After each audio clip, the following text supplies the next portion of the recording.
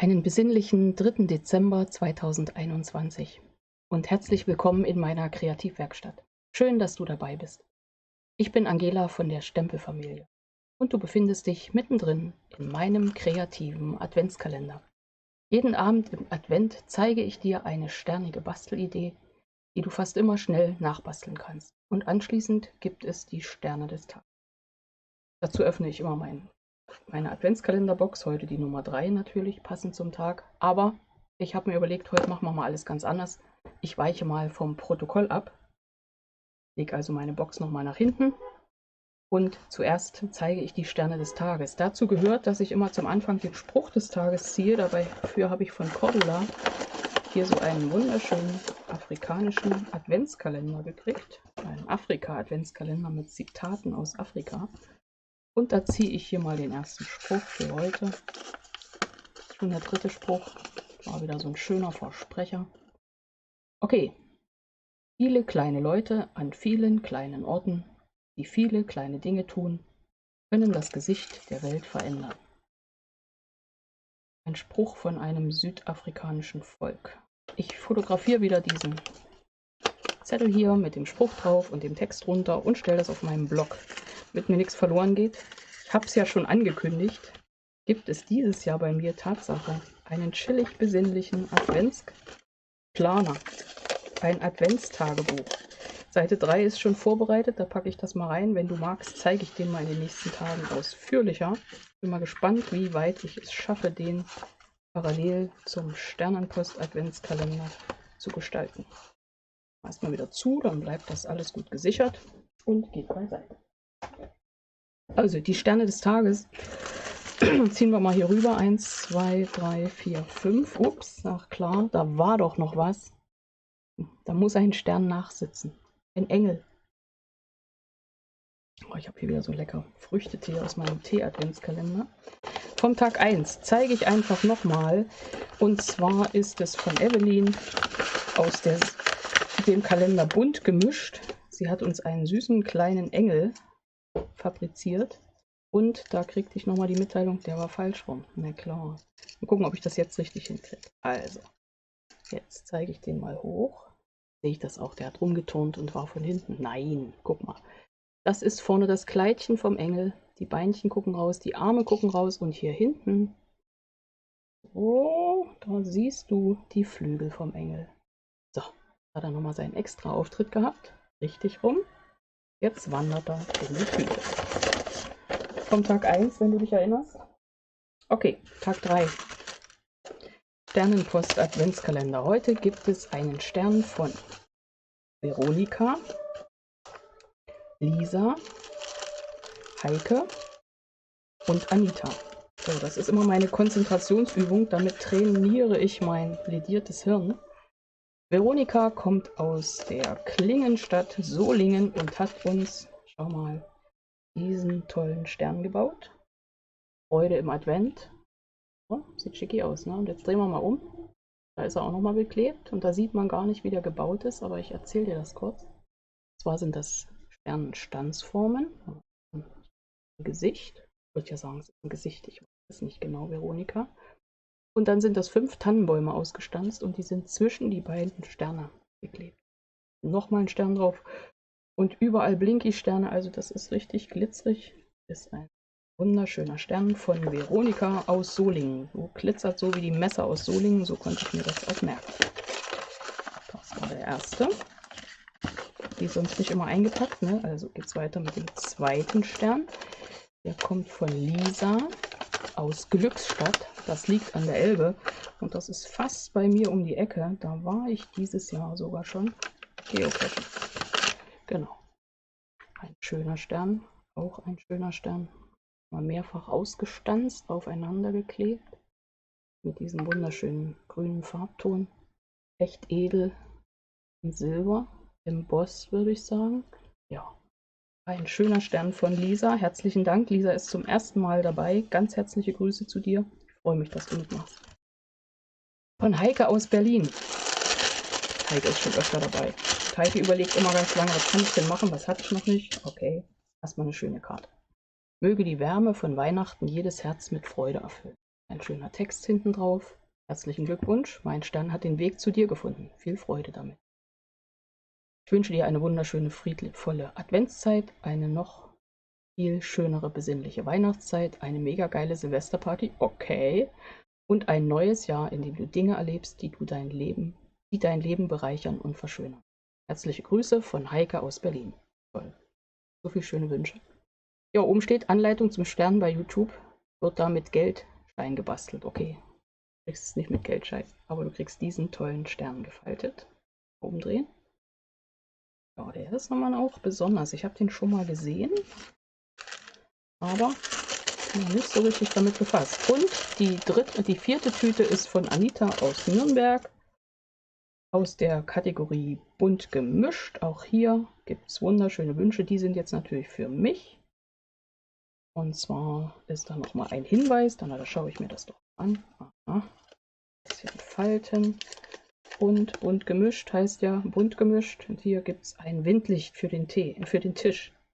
Wunderbar. Für mich noch der Hinweis, bitte nur LED-Lichter verwenden. Ja, da bin ich dabei. Mache ich. Sehr schön. Ich halte es nochmal so rum und so rum. Wunderbar. Ganz vielen Dank. Ja, hier nochmal unsere tollen Sternideen von heute. Ja. Herzlichen Dank allen fleißigen Sternenbastlern. Ich sortiere hier mal wieder mein Gedächtnisspiel. Alles schön in die Tüten rein. Das hier rein. Und Heikes Stern. Und hier rein. Ja. Protokoll wird geändert. Warum, wirst du gleich sehen. Ich öffne mal meinen Adventskalender. Diese Hausbox verlinke ich dir natürlich wieder. Auf meinem YouTube-Kanal habe ich dafür schon eine Anleitung gemacht in meiner Reihe 24 Adventskalenderboxen. Dieses Haus und noch ein zweites Haus. Mal schauen, was drin ist. Heute klappert es nicht, also keine Lichterkette. Aber tada, Papier. Na, wie kommt das denn? Ja, wofür brauchen wir denn das? Genau. Das brauchen wir genau für diesen Stern. Heike hatte ja gesagt, den kannst du dir schon angucken. Ich habe mehrere Anleitungen gefunden auf YouTube und überall und hast du nicht gesehen. Und mit Bildern und ganz anders und auch eine mit Geldschein. Guck mal, ich habe hier den Stern mit Geldschein. Tatsache ist ein Gutschein, den habe ich bekommen. Das steckte hier so drin. Ob ich das jetzt auf die Schnelle wieder reinkriege. Auch eine coole Idee. Von Heike bekommen, wie der Zufall will. Genau, da werde ich demnächst mal von essen gehen. Also, Dankeschön, Heike, nochmal. Aber der war nicht in der Sternenpost. Ab so. Okay, gut. Der Stern, euch interessiert, wie der geht. Und ich zeige den mal. Ich zeige den nicht mit Geldschein, sondern ich zeige den tatsächlich mit Papier. Ich habe den in den Maßen etwas angepasst. Erst habe ich überlegt, schneide ich das Papier zu wie einen Geldschein in der Größe. Da habe ich mir gedacht, mache ich nicht. Das muss auch so gehen und es geht auch so. Ich habe natürlich schon mal ein bisschen was vorbereitet. Und damit wir das miteinander so hinbekommen, dass du den jederzeit nachbasteln kannst, fange ich mal mit einem Teil in Weiß an. Okay, zugeschnitten habe ich mir in dem Fall hier dieses tolle Baumwollpapier, was es aktuell bei Stampin' Up gibt. Verlinke ich auch wieder. Baumwollpapier Ewiges Eden. Das kannst du wunderbar zum Falten nehmen. Ich habe zugeschnitten in den Maßen 6 x 3 Inch. Das heißt 15,2 mal 7,6. Jetzt schwimmt sie wieder. 7,6 cm. Wir messen das mal nach. Du könntest also 15 mal 7 cm machen. Das ist auch in Ordnung. Wichtig, das Verhältnis 2:1. Okay. Nicht lang schnacken, es geht los. Wir legen das vor uns hin, das Rechteck quer, und falten es einmal der Länge lang in der Mitte. Okay, falten wir wieder auf. Wir brauchen diese Mittellinie. Jetzt falten wir oben, rechts oben das Dreieck nach unten an diese Mittellinie und das rechts unten genauso an die Mittellinie. Wunderbar. Diese lassen wir so liegen. Auf der linken Seite falten wir genauso ein Dreieck an die Mittellinie und das Dreieck ist ein Maß, also eine Markierungsfaltung, nennen wir mal so. Das ist die Markierungsfaltung, hier sind die zwei, die brauchen wir. Jetzt nehmen wir diese Spitze, falten sie genau an diese Markierung hier drüben. Schauen, dass unser Feld wunderbar auf den Seitenlinien bündig liegt. Machen jetzt ganz wichtig dieses Markierungsdreieck wieder auf. So, das haben wir. So sieht es aus. Und jetzt drehen wir komplett um. Wir haben es jetzt so. Hier auf der Seite ist dieses Dreieck. Hier auf der Seite geht es weiter. Ich falte einmal nochmal an die Mittellinie, dann liegt der Knick gut da. Und falte wieder das Dreieck unten und oben genau an die Mittellinie und bekomme eine schöne Spitze. Super. Die ist mir noch nicht spitz genug, also falte ich diese untere Kante und diese Schräge wieder direkt hier rüber. Also eigentlich ist es die Schräge an die Mittellinie und habe dann hier eine lange diagonale Linie. Und das Ganze mache ich hier oben auch. Linie. So, dort falte ich auch dahin. Wunder prima, wenn es gerade ist, je gerade, umso besser klappt das am Ende. Perfekt. Das haben wir, das ist fertig. Und jetzt drehen wir das Ganze einmal um. Und da haben wir hier diese schöne Spitze und hier unten diese Enden. Jetzt nehme ich die ganze Breite hier und lege sie außen an diese kleinen Falten hier. Halte es gleich nach oben in die Kamera. Schau mal. Meine Markierung für diese Querfaltung ist parallel praktisch zu diesen beiden Ecken. Siehst du? Und jetzt stecke ich das mal locker hier drunter. Liegt das so? Wunderbar. Jetzt falte ich diesen ganzen Block noch einmal mittig. Und dazu lege ich es nicht oben drauf, dann würde ich nämlich die Spitze knicken und die würde ich gern gerade haben. Und lege es genau oben an die Kante. Und das mache ich noch einmal. Ich falte hier am Ende so, dass ich den Steg habe, den ich nachher brauche, um meinen Stern zusammenzuklöppeln. So, das ist das Teil. Das lege ich hier hin.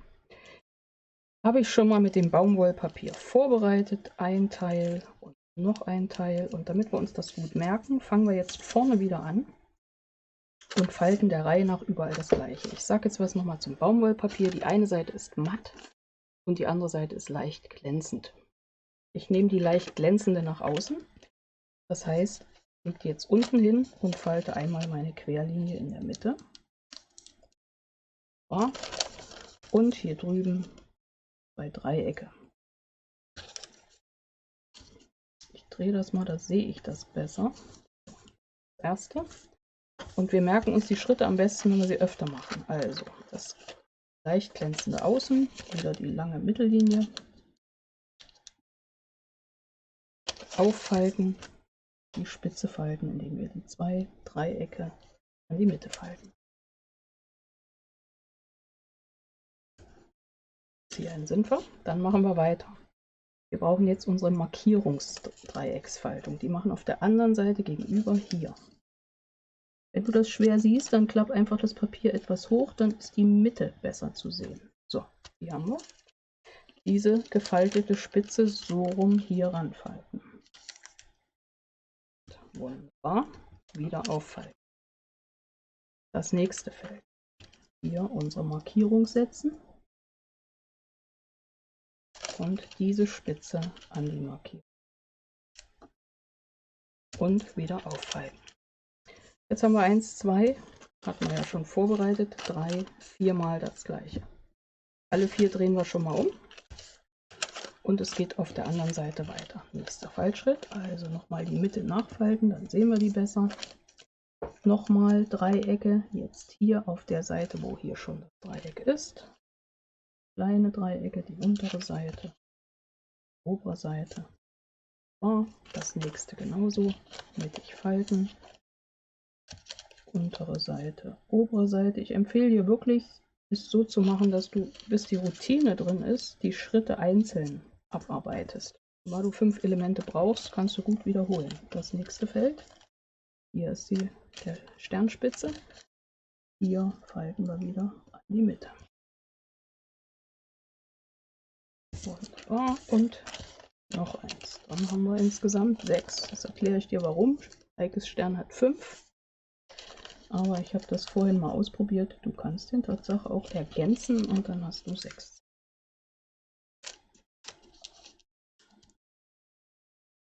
Immer viele Möglichkeiten. So, haben wir. Welcher Schritt? Du weißt es, wir wollen das Ganze noch spitzer haben. Also nochmal diese geschlossene Kante an die Mittellinie. Und dadurch haben wir diese Schräge. Die andere Seite auch schauen, dass das Unterteil sich nicht verrutscht. So, das nächste. Nicht wild, wenn sich's verrutscht, aber je exakter du faltest, umso gleichmäßiger wird dein Stern. Und das machen wir an allen Teilen. Dauert es nicht mehr lange und die große Steckung folgt, aber vorher müssen wir uns noch den Faltsteg bauen. Sich mal ganz kurz was verfaltet. Mann. Moment. Ich verfalte. So, eins haben wir noch. Letzte Variante. Spitzzüpflig und oben. Und dann kommt bei allen, wir erinnern uns, der Steg. Dadurch drehen wir um. Hier haben wir die Spitze. Wir sehen schon, da wollen wir nachher ineinander stecken. Also wieder die untere parallel hier oben an die zwei Ecken. Unsere Markierung. Nicht drüber, minimal drunter maximal und minimal drunter maximal, so ein schöner Text. Merkt ihr es? Und so reinstecken. Machen wir jetzt mit allen Teilen. Wieder hier quer rüber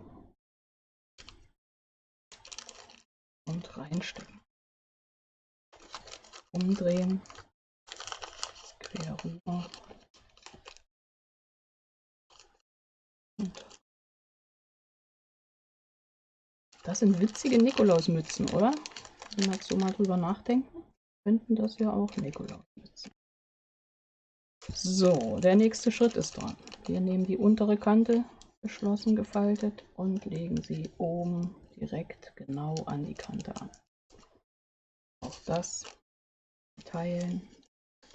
Ich rolle die so ein bisschen mit den Fingern, dass sie mir nicht knicken, und schiebe sie dann hier drunter. Rolle mit den Fingern, schiebe sie hier drunter. Das ist der Text. Ja, mich würde ja mal interessieren, sitzt du auch abends da jetzt bei meinem Adventskalender mit einem Teechen und einem Keks und einem Licht? Licht habe ich heute vergessen. Mein Lichter habe ich überall verteilt. Jetzt kommt die letzte Faltung. Ja, nochmal so ein bisschen rollen und Kante auf Kante oben und den Stecksteg. Okay, rollen. Ein bisschen höher, nur nicht zu hoch, dann gibt es Knicke. Hier ist schief, schief wollen wir nicht. Passt. Und weiter geht's. Text. Und unseren Zugabestacken machen wir auch noch. Jo, also ich finde, das sieht auch mit dem Papier schön aus. Ich würde es natürlich nicht aufs grüne Gesteck legen. So, jetzt schauen wir mal. Ich drehe das um. Nehmen wir hier so meine schönste Pinzette. Moment, da unten ist sie. Hier siehst du, ich zeig das mal, Tatsache Einsteckfächer. Kannst du sehen? Da. Und das andere ist ja hier vorne. Und das heißt, wir legen die jetzt alle so, die Spitze nach unten, ja, die schöne Spitze. Das Beinchen, wir arbeiten jetzt immer in eine Richtung. Das Beinchen kommt hier hinten rein. So. Dann drehe ich um und das Beinchen kommt hier vorne rein. Schön verstecken. Papier lässt sich echt super falten. So. Und die nächste Beinerei. Das Beinchen. Zacke umdrehen. Spitze, schöne Spitze ist unten. Hier das Fach reingeschoben, umgedreht, in die schöne Spitze gesteckt und fertig. Hoch, also Schritt 1, hier hinten reinstecken, umdrehen und die andere Spitze da vorne. Nächste Zacke, hier hinten in die Spitze und umdrehen und die Zacke hier vorne rein.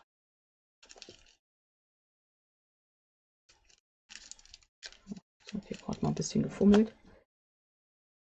Schauen wir mal, ob man es vor der Kamera zeigt. So, und du siehst schon, jetzt kann ich so ein bisschen variieren. Du siehst, das sind 4 Zacken.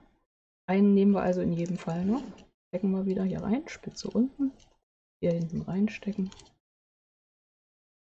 So, ich überlege schon, wenn du jetzt Weihnachten Millionen verschenken möchtest, es geht praktisch mit allen Geldscheinen, weil die haben ein genormtes Maß, was in dem gleichen Verhältnis ist. Nicht ganz wie mein 2:1, aber ähnlich. Und es passt also, selbst die Honis würden gehen. Wenn du so viel verschenken möchtest, bitte mach halt so. Okay, jetzt würde ich hier reinschieben bei 5 Zacken. Und das machen wir auch mal. Und hier vorne Beinchen. Bisschen knicken, bisschen falten, notfalls die Pinzette zum Schieben, flach drücken. Und schau einmal, schwuppdiwupp ist mein Stern fertig. Also, merke, es geht mit 5 Zacken. Hier habe ich einfach mit einem 6. Zacken aufgefüllt. Ich lasse den jetzt aber mit 5 Zacken liegen. Es geht mit buntem Papier, mit weißem Papier, mit meinem Baumwollpapier und natürlich auch mit Geldscheinen. Geht überhaupt mit allem. Also mit fast allem. So, fertig. Ja, das war heute meine Idee des Tages. Die 4 Sterne des Tages. Der Spruch des Tages. Fehlt noch was? Ein Schluck Tee. Und dann wünsche ich euch einen besinnlichen Abend und freue mich, wenn wir uns morgen gegen 18 Uhr wiedersehen, hier auf meinem YouTube-Kanal. Falls dir die Zeit langweilig wird bis dahin, schau doch eins meiner Videos vom letzten Jahr oder von gestern oder von vorgestern oder Anleitungen überhaupt. Du findest auf meinem YouTube-Kanal sehr viele Playlists, wo das alles sortiert ist. Du hast meinen Kanal noch nicht abonniert, dann abonniere gern meinen Kanal. Klicke auf die Glocke neben dem Abo-Button. Dann verpasst du keine meiner weiteren. Also, wir sehen uns. Ich freue mich auf dich. Bis dahin, deine Angela von der Stempelfamilie.